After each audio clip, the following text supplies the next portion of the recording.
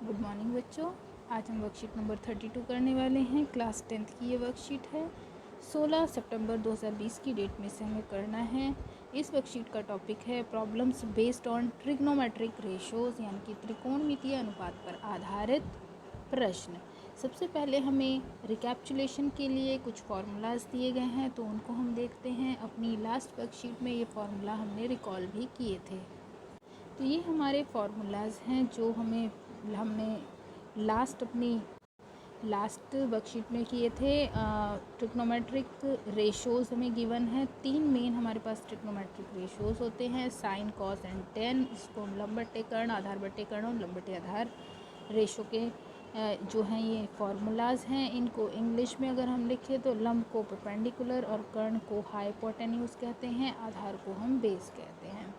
तो ये 3 हमारे मेन ट्रिग्नोमेट्रिक रेशोज़ होते हैं, साइन, कॉस, टेन। बाकी की जो 3 रेशोज़ हैं, टोटल 6 रेशोज़ होते हैं। तो जो बाकी के 3 रेशोज़ हैं वो इन्हीं के इन्वर्स हैं, रेसिप्रोकल हैं। जो साइन थीटा होता है उसका रेसिप्रोकल होता है आपका कोसेक थीटा, जिसको हम कोसिकेंट थीटा कहते हैं और उसको शॉर्ट में हम कोसेक थीटा लिखते हैं। तो क्योंकि साइन थीटा लंब बटे कर्ण होता है, तो कोसेक थीटा हुआ आपका कर्ण बटे लंब। इसी तरह से सीकेंट थीटा, सेक थीटा जिसे कहेंगे, वो कॉस का रेसिप्रोकल है और कर्ण बटे आधार कहलाएगा। Tan theta cotangent theta cot theta का इन्वर्स है। तो cot theta is 1/tan theta. तो ये हमने लास्ट टाइम का हमारा है जो हम रिकॉल कर रहे हैं। ये राइट एंगल ट्राइंगल आप देख रहे हैं, इसमें 90 के सामने वाली जो साइड होती है उसको हम कर्ण कहते हैं, यानी कि हाइपोटेन्यूज कहते हैं। जिस भी एंगल की हम बात करें, जैसे इस फिगर में ए एंगल की बात कर रहे हैं, ए आपका थीटा है, तो उसके ऑपोजिट में जो साइड होगी वो परपेंडिकुलर साइड होगी और 90 के साथ जो दूसरी साइड बचेगी उसको हम बेस यानी कि आधार कहेंगे। तो ये हमारा पिछली क्लास का रिकैप्चुलेशन है। अब आगे हम इस वर्कशीट में 3 सॉल्व एग्जाम्पल दिए गए हैं। पहला एग्जाम्पल हमारा है 7 10। ये जो साइन दिया है ये फाई का साइन होता है। इसको थीटा भी ए भी लिख सकते हैं आप, पर यहाँ पे फाई का साइन गिवन है तो मैंने उसी के अकॉर्डिंग लिखा है। 7 10 फाई इक्वल टू 4 गिवन है, तो आपको इसका वैल्यू फाइंड करना है। तो क्योंकि 7 10 फाई आपको 4 गिवन है, तो आप 10 फाई का वैल्यू निकाल लीजिए, 4/7 होगा। अब देखिए आपने इसमें क्या किया, जिसकी आपको वैल्यू फाइंड करनी है आपने वो एक्सप्रेशन लिखा और इसमें न्यूमरेटर और डिनोमिनेटर को आपने कॉस से डिवाइड किया है। तो ये मैंने कॉस से डिवाइड करके सेपरेट टर्म्स को दिखाया है। अब आप ये जानते हैं कि साइन बाय जो कॉस होता है वो आपका टेन थीटा होता है।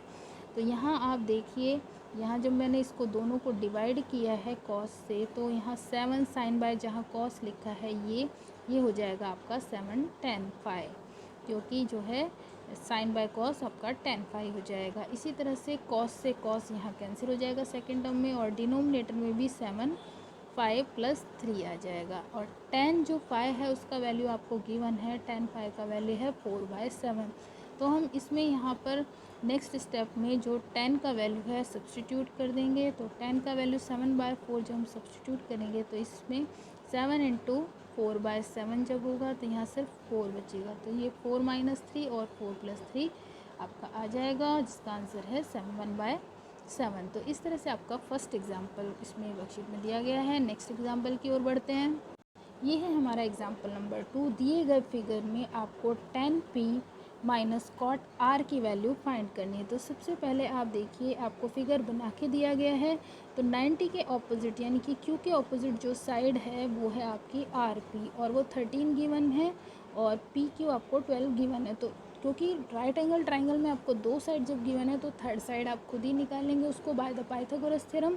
तो इसमें हाइपोटेन्यूज जो कि 90 के सामने होता है, यानी कि कर्ण पी आर का जो वर्ग है वो अन्य दो भुजाओं पी क्यू और क्यू आर के वर्गों के जोड़ के बराबर होगा। ये हमारी पाइथागोरस थ्योरम होती है। सो पी आर का जो स्क्वायर है वो हुआ 13 स्क्वायर, पी क्यू का स्क्वायर हुआ 12 स्क्वायर, और क्यू आर को हम एज इट इज़ रखेंगे। और इससे हमने क्यू आर की वैल्यू फाइंड की है 5, क्योंकि 25 आपका आया और 25 परफेक्ट स्क्वायर है 5 का। तो अब आपने क्यू आर की यानी कि थर्ड साइड की भी वैल्यू फाइंड कर ली है। उसके बाद अब जो दो एक्सप्रेशन हमें गिवन है इसमें, यानी कि 10p और cot r, अब इनके वैल्यू हम निकालेंगे, फिर सब्ट्रैक्शन कर देंगे।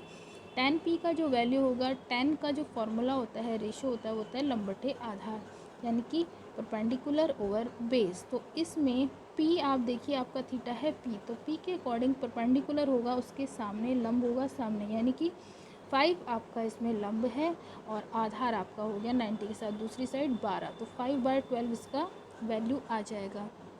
इसी तरह से जब आप कॉट की वैल्यू निकालेंगे तो कॉट के लिए कॉट आर आपको निकालना है, तो आर के अकॉर्डिंग आपको जो है साइड्स लेने होंगे। अब कॉट का फॉर्मूला होता है आधार बटे लंब, ये इसका रेशो होता है, यानी कि बेस ओवर परपेंडिकुलर।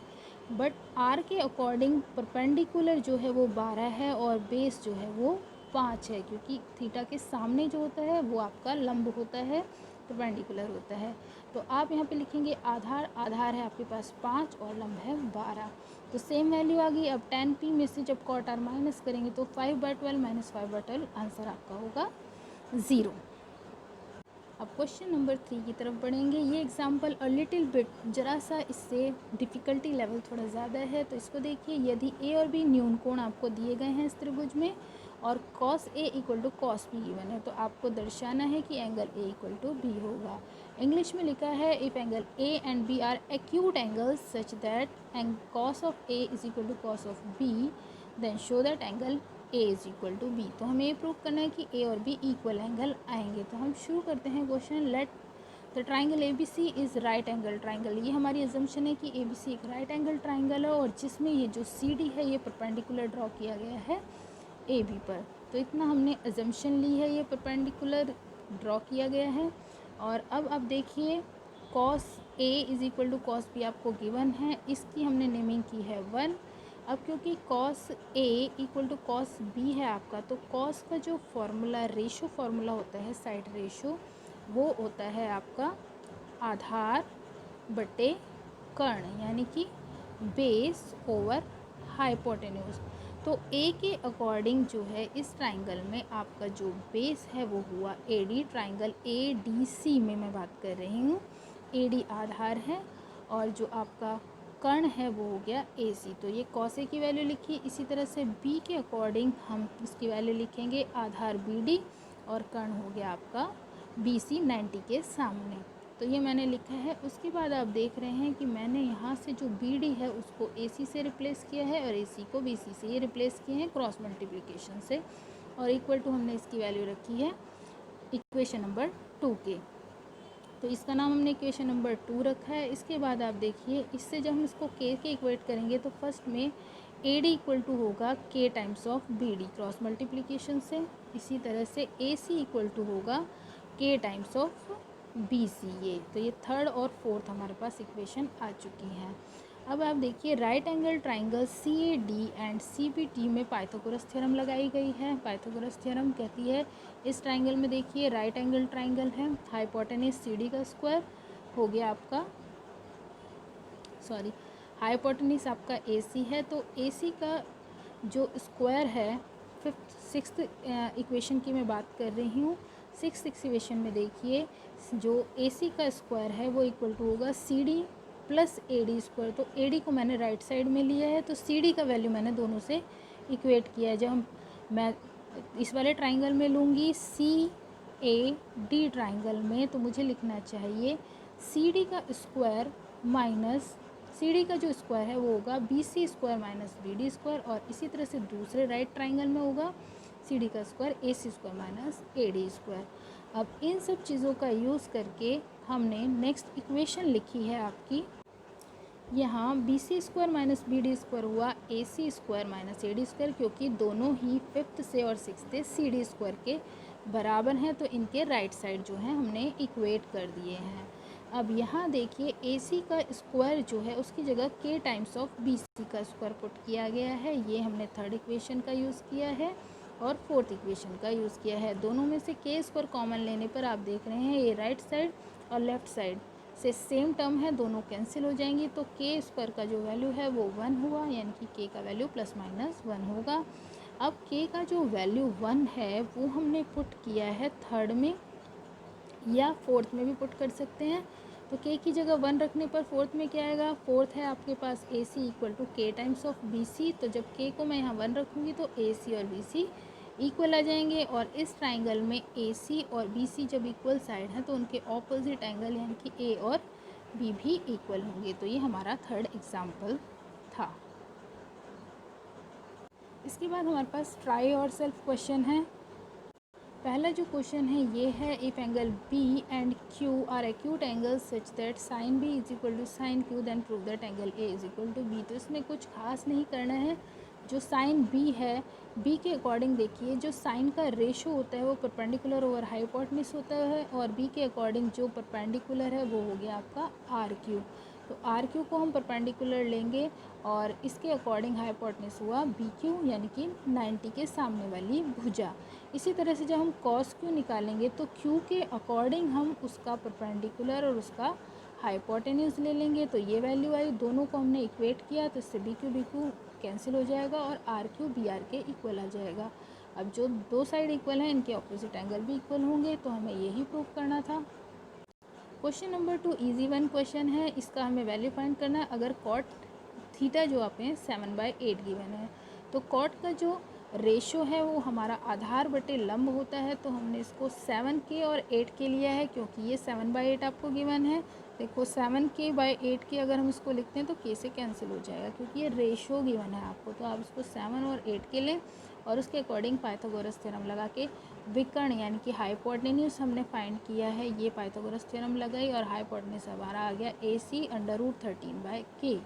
इसके बाद जो भी हमें फाइंड करना है, हमें फाइंड करना था एक्सप्रेशन, ये इसकी वैल्यू 1 + sin θ 1 - sin θ। तो मैंने इसको डायरेक्ट लिखा है 1 - sin square 1 - cos square. A + B A - B का मैंने फॉर्मूला लगाया है।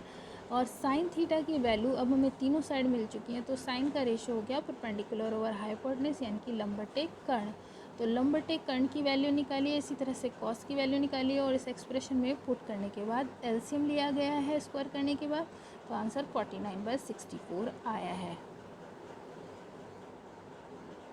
अब इस वर्कशीट का लास्ट क्वेश्चन है ये क्वेश्चन भी कोई ज़्यादा डिफिकल्ट नहीं है। आपको ACB एक राइट एंगल ट्राइंगल दिया है जिसमें C राइट एंगल है। तो ये साइड्स मैंने पुट कर दी यहाँ पे। थर्ड साइड जो है AC है वो पाइथागोरस थ्योरम से निकाल के दिखाया गया है कि ये 20 है।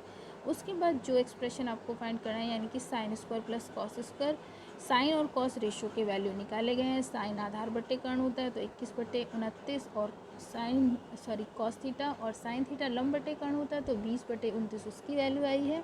उसके बाद ये दोनों वैल्यूज़ पुट करने के बाद आंसर 1 आया है और इसका सेकंड पार्ट मैंने आपके करने के लिए छोड़ दिया है। तो अगर आपको वीडियोस अच्छी लग रही हैं, वर्कशीट समझ आ रही है, तो मेरे चैनल को लाइक शेयर सब्सक्राइब करना ना भूलें। और अगर आपको कोई प्रॉब्लम कोई दिक्कत आ रही है तो आप कमेंट बॉक्स में मुझे कमेंट करके भी बता सकते हैं। Thank you for watching my video.